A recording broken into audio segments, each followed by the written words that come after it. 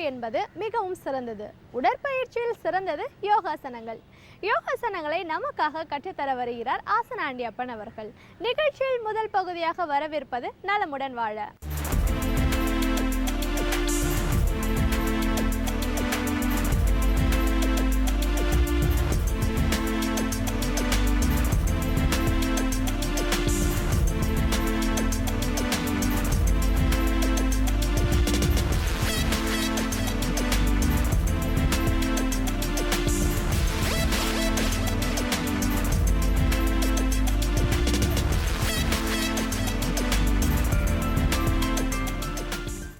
என் இனிய உலகத்தமிழ் மக்களே, தாய்மார்களே, பெரியோர்களே, சிறார்களே, அருமைச் சீடர்களே, யோக நண்பர்களே, உங்கள் அனைவருக்கும் என் இனிய காலை வணக்கம்.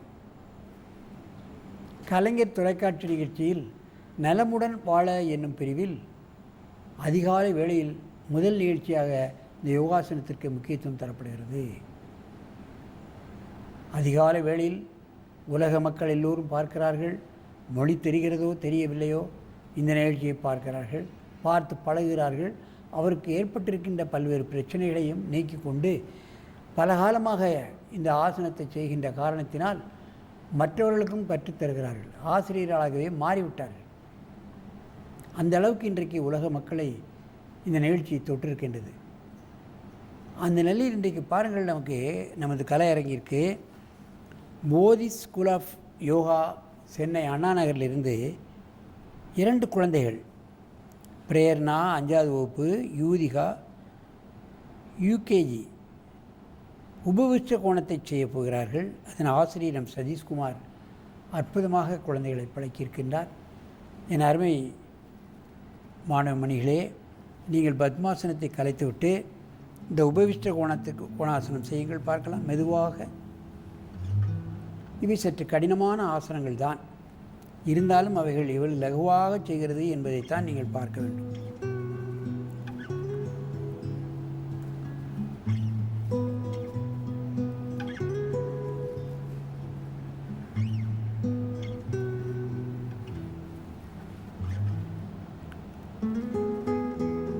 தலையை நேராக நிமிர்த்தி வையுங்கள். இவைகளெல்லாம் அற்புதமான ஆசனங்கள். செய்வது என்பது மிக மிக கடினம். மாதக்கணக்கில் வருடக்கணக்கில் பழகினால்தான் இது லகுவாக செய்ய முடியும். சின்ன குழந்தைகளுக்கு ஏற்கனவே ஃப்ளெக்சிபிலிட்டி அதிகம். ஆகவே இவர்கள் அதை அனாவசியமாக செய்கிறார்கள். 72,000 நாடி நரம்புகளும் உச்சியிலிருந்து உள்ளங்கால் வரை உள்ள அத்தனை நாடி நரம்புகளும் இழுக்கப்படுகின்றன. நான் ஏற்கனவே சொல்லியபடி ஏதாவது ஒரு ஆசனத்தை செய்துவிட்டால் போயிட்டே இருக்கலாம்ங்கிற ஆசன பட்டியலில் இது சேர்ந்து விடுகிறது. இந்த ஒரு ஆசனத்தை மட்டும் ஒரு 2-3 முறை செய்து விட்டாலே அன்று முழுவதும் சுறுசுறுப்பாக இருக்கும். நம்மளுக்கு எந்த விதமான தங்கு தடையுமின்றி நமது காரியங்களை செய்து கொண்டே போகலாம். 24 மணி நேரத்தில் 18 மணி நேரம் வேலை செய்யக்கூடிய சக்தி நமக்கு தானாகவே கிடைத்து விடுகிறது. இது போன்ற ஆசனங்கள் மூலமாக. உபவிஷ்ட கோணாசனம். மெதுவாக இந்த ஆசனத்தை கலையுங்கள்.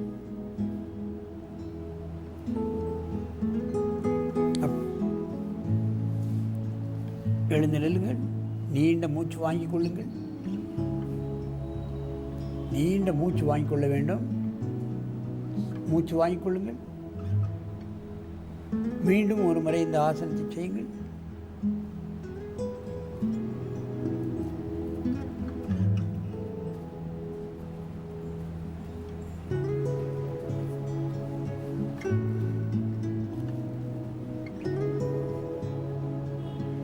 காலை இந்த அளவுக்கு விரிப்பது என்பது எல்லாரால் முடியாது. அதை தினமும் பழகி பழகி பழகி பழகி அந்த வலியை பொறுத்து கொண்டு பழக வேண்டும். பந்துக்கண்ணு முட்டு வலிக்கும், இடுப்பு வலிக்கும், முதுகெலும்பு சற்று வலிக்கும். இவைகளெல்லாம் பொறுத்து கொண்டு இந்த ஆசனத்தை செய்ய வேண்டும். பொறுமை வந்துவிடும்.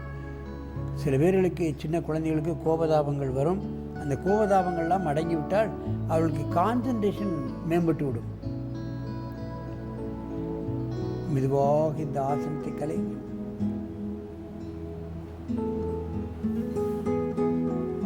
நேராக எழுந்துங்கள். நன்றாக மூச்சை வாங்கிக் கொள்ளுங்கள். இப்பொழுது இந்த ஆசனத்தை ஒருவருக்கொருவர் நேராக பார்த்து கொண்டு செய்ய வேண்டும். மெதுவாக செய்யுங்கள். உபபிஷ்ட கோணாசனம்.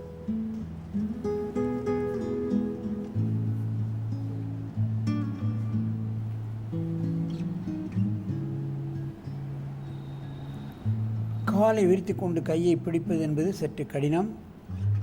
முதலில் காலை விரித்து பழக வேண்டும். பிறகு விரல்களை பிடிப்பதற்கு முயற்சிக்க வேண்டும். இந்த ஒரே ஆசனத்தை 2-3 முறை செய்துவிட்டு நாம் போகலாம். இதை காலையிலும் மாலையிலும் பழகினால் மற்ற ஆசனங்கள் செய்வதற்கு இந்த ஆசனம் மிகவும் உதவிகரமாக இருக்கும். உடல் ஃப்ளெக்சிபிலிட்டி அதிகமாகிவிடும், வளையின் தன்மை அதிகமாகிவிடும். போட்டிகளில் இது போன்ற ஆசனங்களுக்கு அதிக மதிப்பெண் தருகிறார்கள். இவைகளெல்லாம் சற்று கடினமான ஆசனங்கள். மெதுவாக எழுந்து இந்த ஆசனத்தை கலையுங்கள்.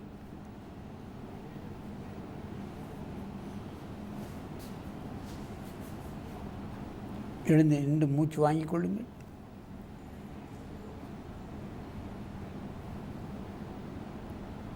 நேராக பத்மாசனத்தில் உட்காருங்கள். என் அருமை பெரியோர்களே, தாய்மார்களே, குழந்தைகளை எந்த அளவுக்கு கஷ்டமான ஆசனங்களை செய்ய வைத்திருக்கிறார்கள் என்பதைத்தான் நாம் போற்ற வேண்டும். இவைகளெல்லாம் சற்று கடினமான ஆசனங்கள். இவைகளை மட்டுமாவது காலையிலும் மாலையிலும் பழகிக்கொண்டு அவசர காலங்களில் நாம் சென்று விடலாம். பெரியவர்கள், வயோதிகர்கள், நடுத்தர வயதினர்களெல்லாம் இவைகளெல்லாம் செய்ய முடியாது என்று நீங்கள் கருத வேண்டாம்.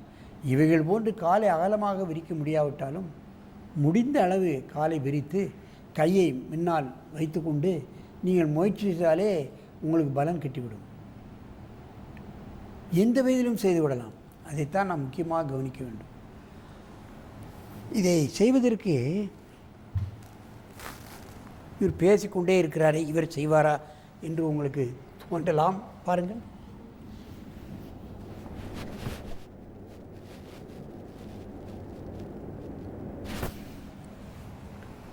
வயோதிகம் தள்ளி போடப்படும். அதைத்தான் நீங்கள் கவனத்தில் கொள்ள வேண்டும். இவையெல்லாம் உடலை பக்குவப்படுத்தக்கூடிய ஆசனங்கள், முதுமை அடைய விடாமல் தள்ளி போகக்கூடிய ஆசனங்கள். ஆகவே இது போன்ற ஆசனங்களை நாளும் தவறாமல் செய்து உடலையும் உள்ளத்தையும் ஆரோக்கியமாக வைத்துக்கொண்டு நெடிது இனிது ஆரோக்கியமாக வாழ வேண்டும் என்று கேட்டு உங்களிடமிருந்து விடைபெறுவது ஆசனம் ஆண்டியப்பன். வணக்கம்.